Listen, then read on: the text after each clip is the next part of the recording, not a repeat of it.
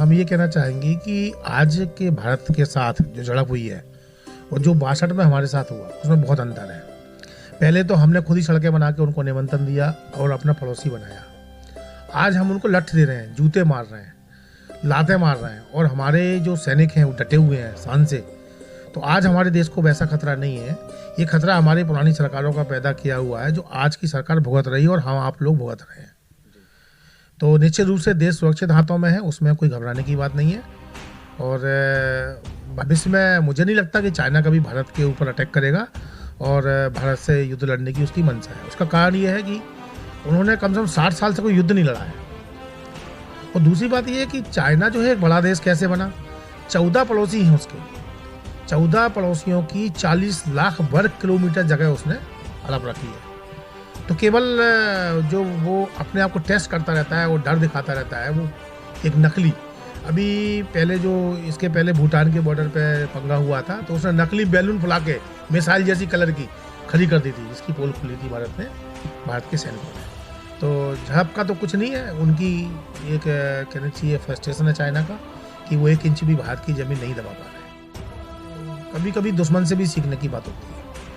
China ने पूरे विश्व में जो इंडस्ट्रियलाइजेशन किया, जो ऐसी जेड बनाई, हमें उनसे सीखना चाहिए। हमारे यहाँ जो पुरानी सरकारों ने ऐसे मूर्खतापूर्ण कानून बना रखे हैं कि व्यापार करके कहीं हम लखपति नहीं बन जाए। सबसे बड़ी बात है कि आप कोई भी व्यापार करते हो, इतने नियम लागू होते हैं, तमाम लाइसेंस की प्रक्रियाएँ थी जो अभी इस सरकार ने ख़त्म भी कर दी हैं। तो हमारी सरकार को ये समझना पड़ेगा कि हमें उन्मुक्त व्यापार के लिए खुला माहौल देना पड़ेगा। हमारे टैलेंट की कमी नहीं है, हमारे लेबर भी फ्री है, ज़मीन भी है, पानी भी है, सब कुछ है।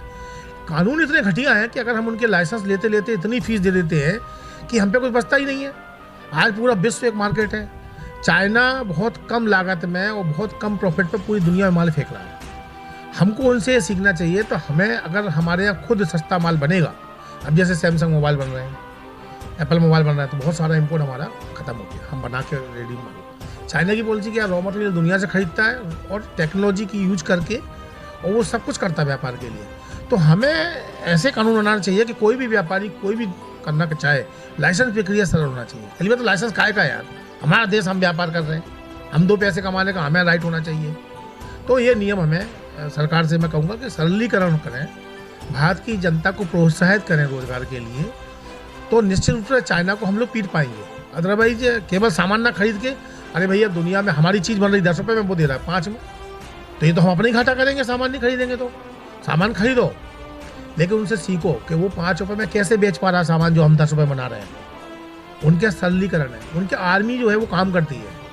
हमारे यहाँ तो चलो ठीक है, हम युद्ध के लिए तैयार रहते हैं, हम इंगेज है पाकिस्तान से, तमाम दुश्मन शक्तियों से हम लोग इंगेज हैं, वो ठीक है। लेकिन हमारी जो व्यापारिक शक्ति है, जो श्रम शक्ति है, उसका उपयोग नहीं कर पा रहे हम लोग। हम सरकार से अपील करेंगे कि हमें भारत में चाइना से ही सीख लेकर के व्यापार का सरलीकरण करना चाहिए। अगर हम अपने रोजगार के लिए कुछ करना चाहते हैं तो काय का लाइसेंस, अरे भाई 2 पैसे हम कमा रहे हैं, आप ठीक है टैक्स लेने आ गए, जीएसटी भी लेने आ गए, इनकम टैक्स भी लेने आ गए, लेकिन जब हम गड्ढे में घुस गए तब कोई हमें देने आया क्या?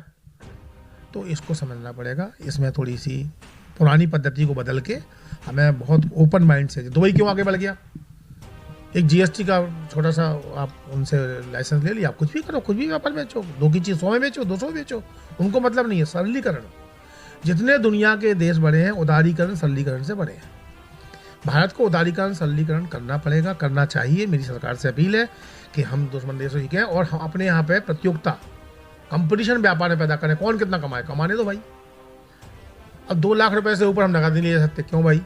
लड़की की शादी में 50 लाख खर्च करना, मकान, अरे 50 लाख तक फ्री करो कैश को यार। 50 लाख हम कहीं लेके, हाँ हमारा पैसा है, उसकी आप जांच कर लो, हम चोरी करके नहीं लाए। 50 लाख तो हम ले जा रहे, क्या दिक्कत है? तो बहुत सारी बातें हैं, सरकार को सरलीकरण करना पड़ेगा। मेरी अपेक्षा ये है कि हम केवल बॉर्डर पे ही सीमित नहीं रहें। 14 देश हैं चाइना के बॉर्डर पे, म्यांमार है, आपका उत्तर कोरिया है, आपका अफगानिस्तान है, भूटान है, तो जितने भी देश हैं वो सब परेशान हैं। तो 14 देश अगर मिलके एक साथ अगर चाइना को सबक सिखाएं, क्योंकि ऐसा नहीं हम अपनी केवल कर भी रही होगी, डिप्लोमेटिक चल रही होगी, तो उन पे अपन अगर थोड़ा सा 14 देश इकट्ठे उनको अगर सबक सिखाएं, तो एक बार चाइना ऐसा सबक सीखेगा जीवन में कभी विस्तारीकरण की नीति को भूल जाएगा। क्योंकि अब पृथ्वी कम है उतनी है, जगह जगह पूरे विश्व में मारामारी फैली हुई है, जगह एक दूसरे को कब्जा करने के लिए। तो इस पे थोड़ा सा अगर अपन सब उनके दुश्मन को इकट्ठा करके, दुश्मन का दुश्मन दोस्त, उस नीति पे अपन जाएंगे तो बहुत अच्छा रिजल्ट आएगा उसका। वैसे तो सरकार में एक से एक बुद्धिमान लोग बैठे हैं, लेकिन आपने पूछा तो मैंने सजेशन